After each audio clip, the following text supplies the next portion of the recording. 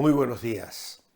Estamos a día martes y ayer comenzamos nuestra meditación en el libro de Salmos, 7 semanas en Salmos, volumen 3. En la descripción de este vídeo y de este devocional tenéis la dirección en Amazon donde podéis adquirir la guía devocional si os interesa seguir los devocionales y cubrirlos, ya que allí podéis poner vuestras notas, vuestros pensamientos y las oraciones que elevamos al Señor, fruto de la meditación diaria. Estamos esta semana en el Salmo 118 y hoy, el segundo día de esta semana, vamos a mirar versículo 4 al 14. Desde la angustia invoqué al Señor, y me respondió el Señor y me puso en lugar espacioso. El Señor está conmigo, no temeré lo que me pueda hacer el hombre. El Señor está conmigo entre los que me ayudan. Por tanto, yo veré mi deseo en los que me aborrecen. Mejor es confiar en el Señor que confiar en el hombre.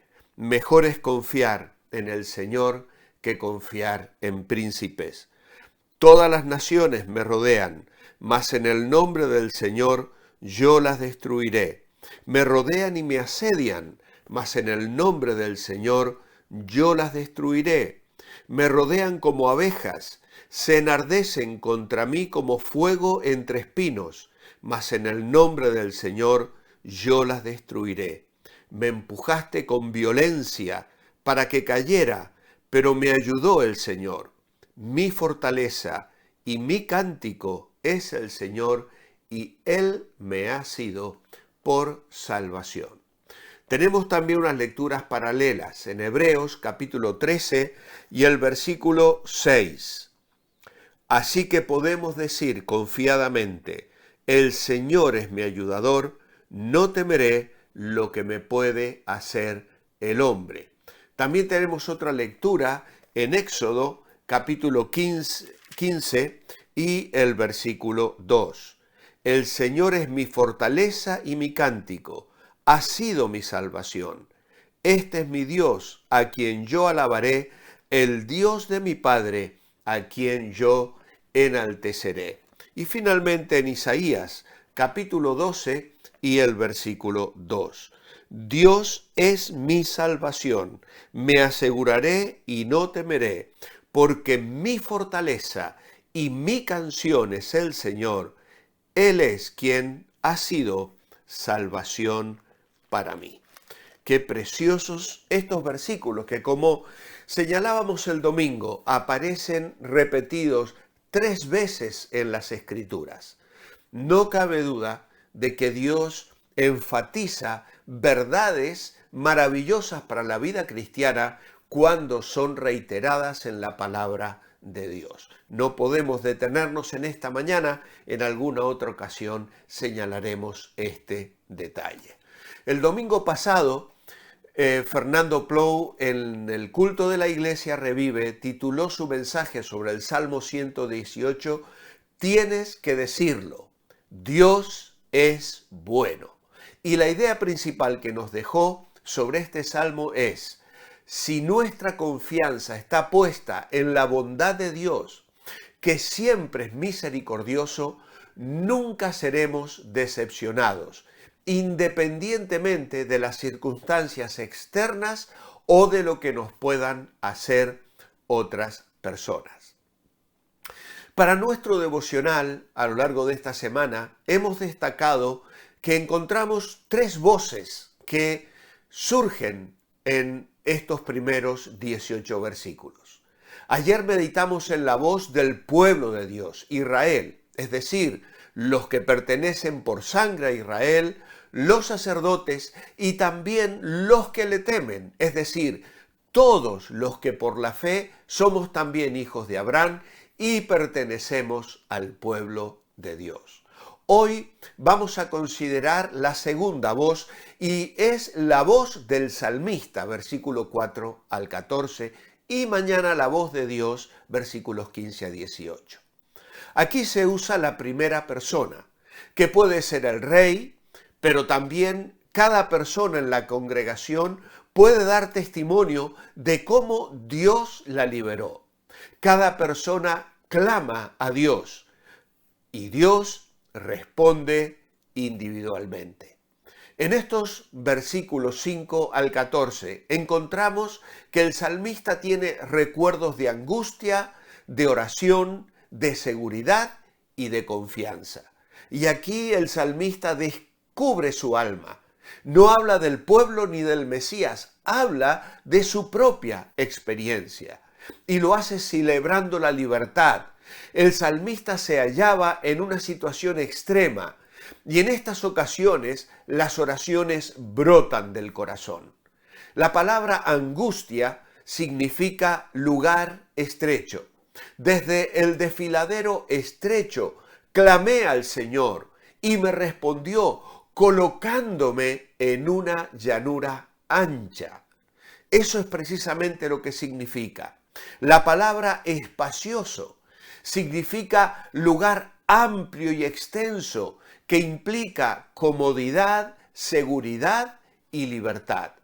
Dios nunca está encerrado ni lejano, siempre está cerca y atento para librar.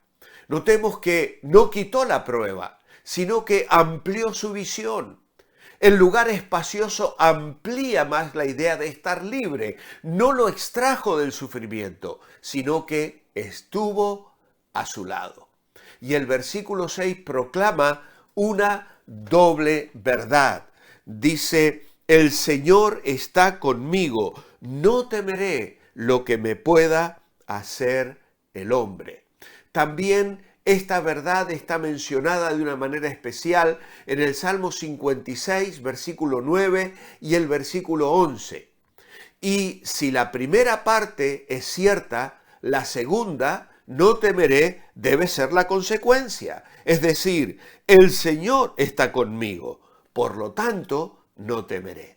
Y amados hermanos, esta es la experiencia a la que somos llamados aquellos que confiamos en el Señor. La presencia del Señor, saber que está con nosotros, debe alejar nuestros miedos, debe quitar nuestros temores, la consecuencia de la realidad de la presencia de Dios debe ser que los miedos y los temores en nuestra vida son vencidos.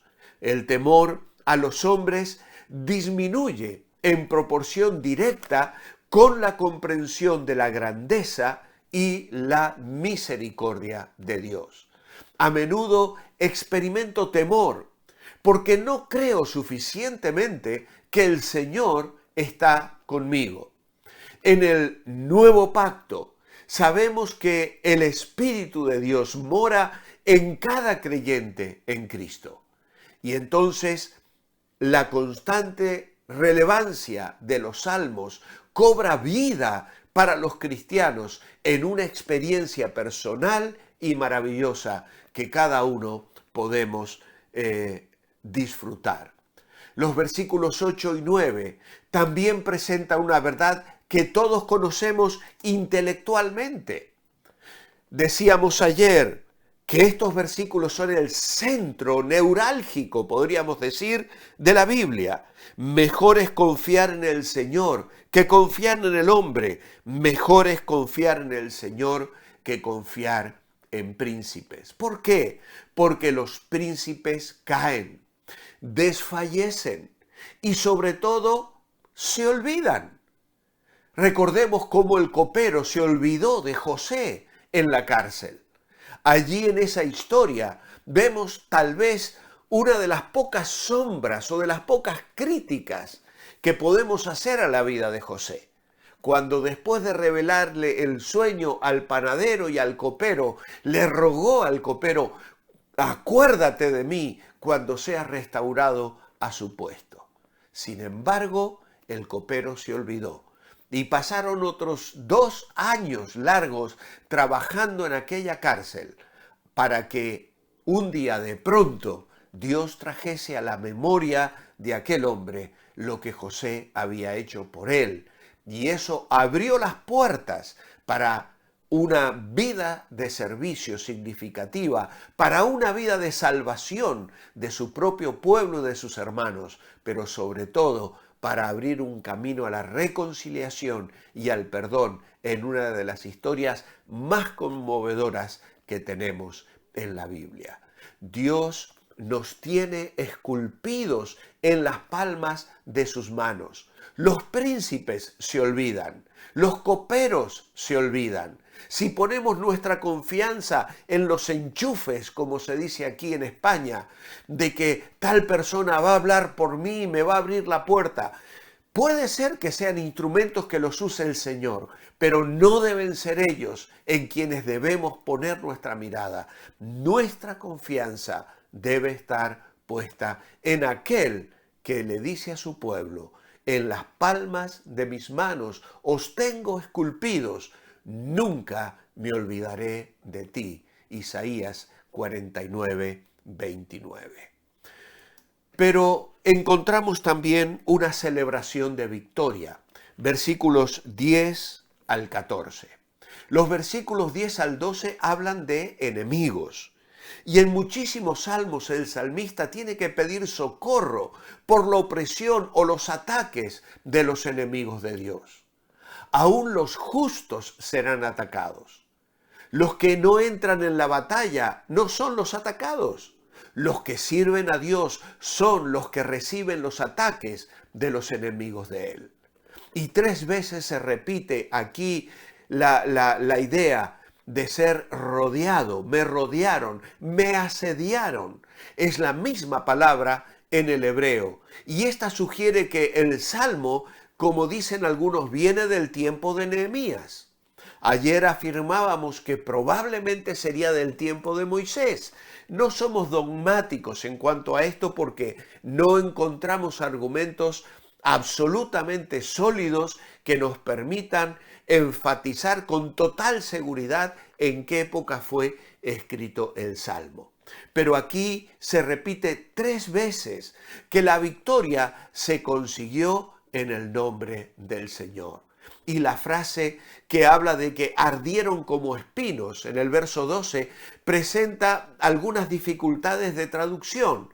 Algunos traducen se apagaron como fuego de espinos, pues da la idea de cuán pasajero es el aparente triunfo de los enemigos de Dios. Todas las naciones le rodearon, y tal vez se refiere a los árabes, los amonitas, los filisteos, los samaritanos, descritos en Nehemías capítulo 4. Por algún tiempo parecía que iban a prevalecer contra él, y le rodearon como abejas. Y de 2 maneras el salmista se había visto en angustia. Por las injurias que los hombres le habían causado, versículo 13. Dice, me empujaste con violencia para que cayese. Por las aflicciones también que Dios le enviaba, dice el versículo 18, me castigó gravemente el Señor. Los hombres le empujaban para destruirle, Dios le castigaba para instruirle como padre. Y el efecto que tuvo el triunfo del salmista le llevó a jubilosamente alabar al Señor, llamándole su fortaleza. Y en este caso podíamos mirar, por ejemplo, el Salmo 22, versículo 19. Dice allí, mas tú, Señor, no te alejes, fortaleza mía, apresúrate a socorrerme. El capítulo 28, Salmos 28, versículos 7 y 8. El Señor es mi fortaleza y mi escudo. En Él confió mi corazón y fui ayudado, por lo que se gozó mi corazón. Y con mi cántico le alabaré. Él es la fuente de nuestro cántico. Él es la fuente de nuestra salvación. Mi oración escrita esta mañana es, amado Padre, qué bien me hace hoy meditar en el testimonio del salmista. Sus recuerdos le afirman en la fe porque experimentó tu salvación.